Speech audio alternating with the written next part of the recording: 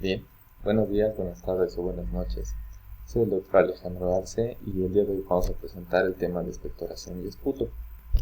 Este es un pequeño acápite que se ve en el tema de signos y síntomas respiratorios o cardiorrespiratorios, obviamente enfocado a la parte respiratoria, pero de la materia de semiología.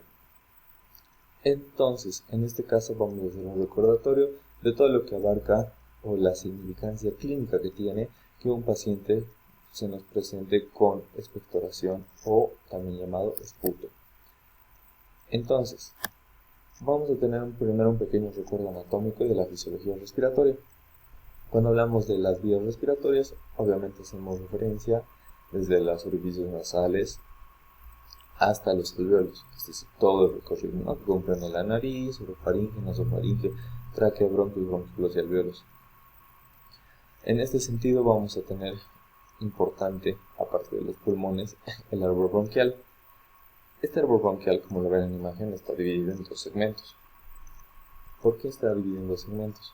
Porque al igual que tenemos dos pulmones que se diferencian por su estructura, también los bronquios van de acuerdo a estos pulmones. Entonces, vamos a tener inicialmente la tráquea, que desciende hasta el último anillo traqueal, que es la carina, y ahí se va a dividir en dos. Vamos a tener los bronquios del lado derecho y los bronquios del lado izquierdo. Los bronquios del lado derecho son más verticales, un poquito más gruesos, y estos están divididos en tres segmentos, que son el bronquio superior, bronco medio y bronco inferior. En cambio, el del lado izquierdo, al estar presente el corazón, la masa cardíaca, va a estar dividido únicamente en dos, que sería el bronquio superior y el bronquio inferior. Estos bronquios se van a ramificar en ambos lados, igualmente en los bronquiolos, y estos van a terminar en lo que serían los alvéolos, los que están encargados principalmente del intercambio gaseoso, ¿no?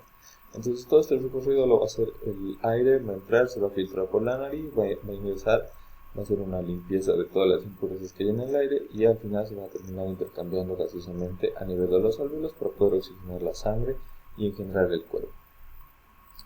Bien, entonces, dentro de esto árbol bronquial y en general de la vía respiratoria, tenemos células, las cuales van a tener una producción de moco normal. Esta producción de moco normal va entre 100 a 150 ml diarios. ¿Para qué? Para hacer una limpieza en general de estas vías. Vamos a hacer que salga todo lo que se haya podido absorber y no haya podido ser filtrado inicialmente, tal vez por la nariz o a nivel de las amígdalas. Entonces, este moco se va a encargar de salir hacia el exterior del cuerpo y limpiar todas las impurezas que están presentes, incluidos microorganismos, agentes externos, tierra y demás. Estas mismas células, además, en lo que es el epitelio respiratorio, van a tener cilios. Estos cilios van a permitir el movimiento y el paso del moco y también de los segmentos que no hayan podido ser filtrados inicialmente. Y tenemos las células calciformes que están para el transporte mucociliar, es decir, son un apoyo. Bien, entonces definimos la expectoración como ser una secreción mucosa expulsada a través de la vía oral o nasal también, porque puede salir por ambos lados al momento de toser. Está compuesta por agua, moco, células y ocasionalmente agentes patógenos, es decir, microorganismos, sean bacterias, virus, parásitos, etc. La función es eliminar los detritus, que son todo este material que no es apto para el organismo, y los microorganismos de las vías respiratorias, es decir, esta limpieza como estábamos hablando inicialmente, ¿no? Entonces, como ven ahí, el moco nasal, que en este caso al lado derecho tenemos lo que es la sinusitis, pero en el lado izquierdo está limpio, ¿no? Entonces ese es un moco que estamos acostumbrados a ver, es de coloración verdosa, que se va a ir eliminando. No, por lo general es al toser, sale por la boca, ¿no? Es para la eliminación entonces de detritus y microorganismos. Bien, entonces vamos a ver características normales y patológicas de estos expectoraciones o esputo. Entonces, cuando hablamos del color, vamos a ver que lo normal es transparente, es el moco normal que se genera en realidad y es que al momento de sonarnos la nariz lo expulsamos. Después tenemos cuando es patológico, adquiere una coloración verdosa, amarillenta, tal vez contenido más purulento, o en caso de haber lesión de algún tipo o en algunas enfermedades como ser la tuberculosis va a ser rojizo o amarronado. En cuanto a la consistencia, pues lo normal es que sea ligeramente viscoso, hace recuerdo tal vez a una flema, tal vez a esos preparados de maicena con agua, como gelatina diluida. Y cuando es patológico, pues se vuelve mucho más espeso, grumoso, puede tener espuma, burbujas de aire, entonces hace recuerdo un poco tal vez a la pus. En cuanto al volumen diario, ya habíamos hablado de 100 a 150 lo normal. Cuando es patológico puede duplicar, triplicar la cantidad, ¿no? Y sobre todo en infecciones crónicas no solamente es la salida, sino que hay un almacenamiento interno a nivel del árbol bronquial, de las vías respiratorias, de los senos cavernosos, tal vez de los, cuando hablamos de sinusitis, que se almacena el moco, ¿no? En lo que sería la frontal, maxilar y demás. Y cuando hablamos del olor, es muy poco común tal vez este aspecto, pero bueno, cuando es normal, pues obviamente es inoloro o no tiene algún olor en específico este tipo de secreción. Mientras que cuando es patológico, pues tiende a ser un olor fétido, putrefacto, pero esto normalmente ya se asocia más a abscesos o infecciones por microorganismos anaerobios que producen pues, una fermentación inicial de este contenido. Pero es muy poco común ver la verdad o sentir el olor de una secreción o de un esputo y normalmente no se hace, ¿no? Tal vez el paciente nos puede referir que cuando ha escupido o ha botado la flema al momento de toser tenía un olor bastante penetrante, ¿no? Que él mismo lo sentía. Entonces tal vez en esos casos podría ser de utilidad saber el olor. Bien, entonces cuando hablamos del significado clínico del color, ya pasamos de las características un poquito más específicas, vamos a hablar de lo siguiente. Cuando decimos es transparente, que era la condición normal, pues son condiciones en realidad normales, no son tanto leves. En algunos casos, cuando es un inicio de infección, puede ser que sea un color transparente tirando a blanquecino. No es muy común, no se logra ver porque el paciente igual lo toma como normal, entonces no acude a avisar como que es un signo o un síntoma que él esté presentando. Cuando es color amarillento verde, pues es una infección bacteriana activa. El color verde siempre nos hace recuerdo a bacteria.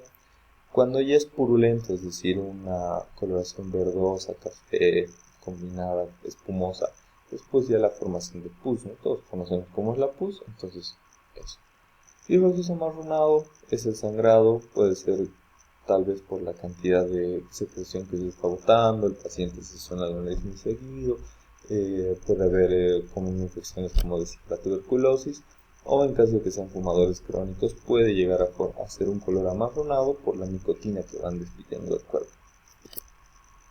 Bien, entonces continuando tenemos lo que es la recolección de muestra de esputo.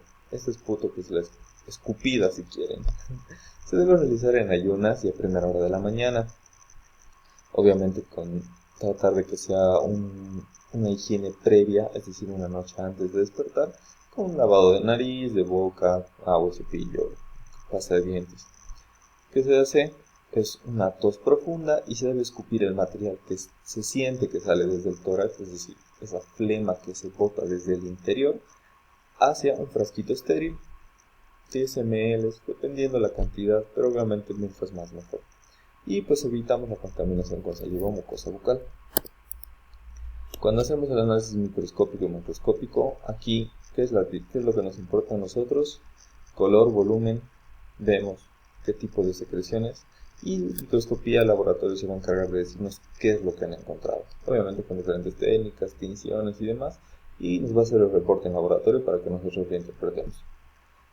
Entonces por eso tenemos la importancia de la lectura inmediata para orientar el tratamiento, es decir, una vez que entregamos la muestra, nos dan los resultados y podemos dar un tratamiento adecuado, de acuerdo al cuadro que presenta el paciente. En cuanto al cultivo de esputo y pruebas adicionales, pues bueno, esto hace referencia más un poco a lo que son pacientes con TB. Se hacen medios específicos dependiendo de la sospecha diagnóstica que tenemos. Obviamente, como cualquier cultivo, tarda entre 48 a 72 horas, independientemente de lo que estemos pidiendo. Y la broncoscopia guiada pues es para mostrar regiones profundas en caso de ser necesario. No se realiza acá, es muy poco óptimo. Tenemos pruebas más sencillas que igual nos dan resultados aceptables. Y pues la interpretación en caso de TB, pues tenemos el VAR, bacilo ácido alcohol resistente, que es negativo cuando sale 0 y a partir de 1 es positivo dependiendo de lo que vemos, ¿no? 50 campos, 20 campos o 100 campos. Esto ya se hace para la lectura de TB, pero es un poco más específico, solamente era para poder relacionar la interpretación de resultados de laboratorio que nos van a dar de acuerdo a la muestra de esputo que presentemos. Entonces, interpretación clínica.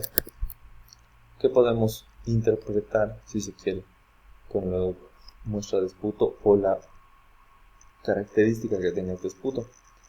Tenemos bronquitis crónica, es una secreción mucosa, es decir, espesa, un poco blanquecina y es constante. Es decir, no es que aparece y desaparece, sino es que es durante todo el día constante. El paciente dice, ¿no?, que está con esa molestia durante todo el día. Neumonía es una secreción purulenta, verdosa, amarillenta, y obviamente se van a ver en el cultivo bacterias, ¿no?, de la neumonía. Neumococos, por ejemplo. Cuando es tuberculosis, es más amarillento, sí, puede haber hemoptisis, pero se hace la relación clínica para diferenciarla de una neumonía. Es decir, la tuberculosis nos va a presentar obviamente con hemoptisis, diaforesis nocturna, pérdida de peso, una tos persistente más de 2 semanas, dependiendo igual pacientes de VIH más de 1 semana. Entonces es un poco tal vez más clínico, no solamente con el esputo, pero es una manera de guiarnos, ¿no? En cuanto a fibrosis quística, verdoso, mucho más espeso. Este es como si fuera cemento. Y bueno, obviamente por la colonización de pseudomonas. Y cuando se habla de un absceso pulmonar, ahí obviamente es fétido. Esto es una patología más complicada, un poco más crónica. Y pues obviamente el contenido de todo absceso, pues purulento. Entonces, obviamente esto ya lo tiene que ver algún especialista, pero no es tan común en realidad. Los primeros sí, ¿no? Neumonía, TB o bronquitis es lo más común, sobre todo en niños la bronquitis y la neumonía.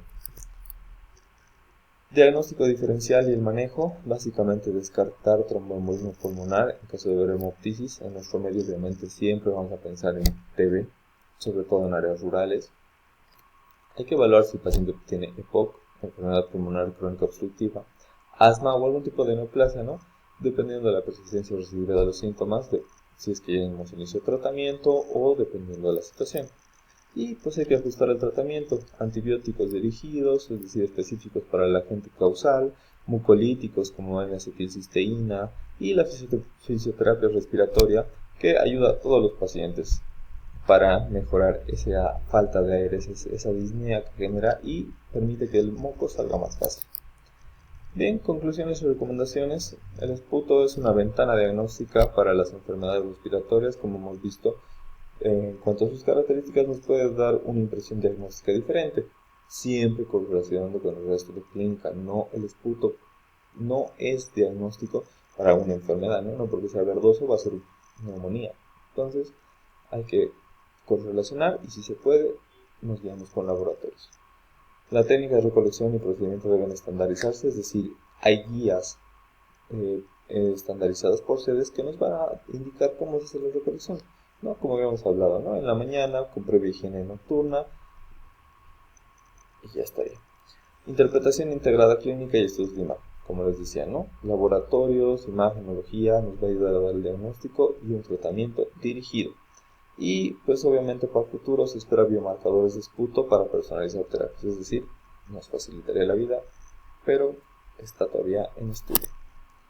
Eso sería todo, muchas gracias, espero les haya sido de utilidad y cualquier duda estoy aquí para solventárselas.